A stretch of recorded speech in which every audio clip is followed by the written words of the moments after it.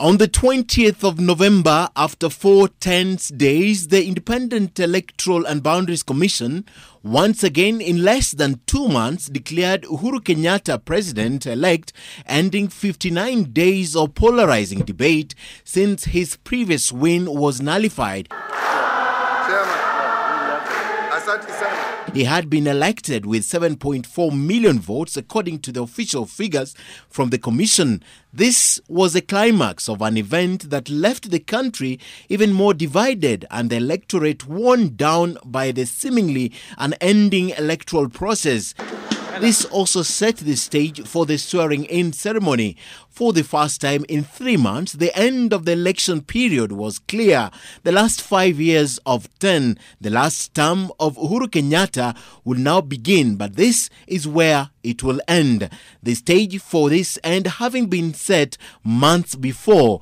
On the 1st of September, the Supreme Court nullified Uhuru's re-election, an act that angered and made many happy in equal measure. Minutes after the nullification, President Uhuru Kenyatta was to take to the campaign trail, visibly upset by the court. Maraga na watu yake hao wakora hao wamesema ati basi hiyo uchaguzi potee. Si ndivyo wamesema? Sasa mimi sana sio rais mtarajiwa. Mimi ni rais ambaye amekalia kiti.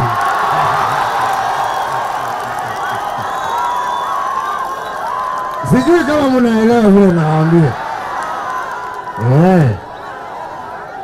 Mimi tena hiyo sio rais mtarajiwa. Sijui kama mnanishika. Maraga ajue ya kwamba sasa anadeal na rais ambaye amekalia kiti.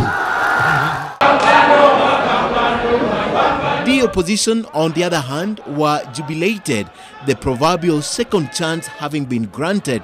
Instead of hitting the campaign trail, they began to call for electoral reforms, which in effect placed hurdles along the way for the electoral body, which was taking the heat from all directions, and the Jubilee Party, whose resolve was clear: another election in which they vowed to win at all cost. Tulimshinda hatukumshinda, lakini kwa sababu ya ukora na utapeli na ujanja na uganga na uchawi walienda kotini. Wakafika kotini, wakakutana na wale wako huko, wakapanga njama na kutekeleza mapinduzi, kupindua amri na uamuzi wa Wakenya milioni 15. The strategy for Uhuru and his team was to get in their basket every vote available. He began by inviting delegations to State House and state lodges where different organizations and groups would visit to talk about supporting his re-election. Later, the Jubilee Party went across the country campaigning.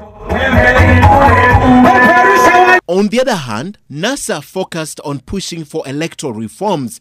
First on the list was the demand that the IEBC be reconstituted. This later evolved to what NASA termed as irreducible minimums. As they pushed for the same, Jubilee made it clear they were not demanding anything from the IEBC. Even a letter that was written earlier by the Secretariat demanding the removal of some IEBC officials was abandoned. NASA insisted they would not go to the election without their demands being met. Increasingly, it became clear that the IEBC was not going to cede much more ground than they had done already, and after weeks of demanding for irreducible minimums, Raila Odinga, the main challenger of Uhuru Kenyatta, withdrew from the race. We believe that all will be best served by NASA vacating its presidential candidature in the election scheduled for 26th October this 2017. The stage was now set for a repeat election where nothing was certain save for the commitment of the IEBC to conduct the election. Many observers even doubted the ability of the country to go into an election with the withdrawal of one candidate. Eventually, the election happened and Uhuru Kenyatta once more was elected, notwithstanding the side issues surrounding his election.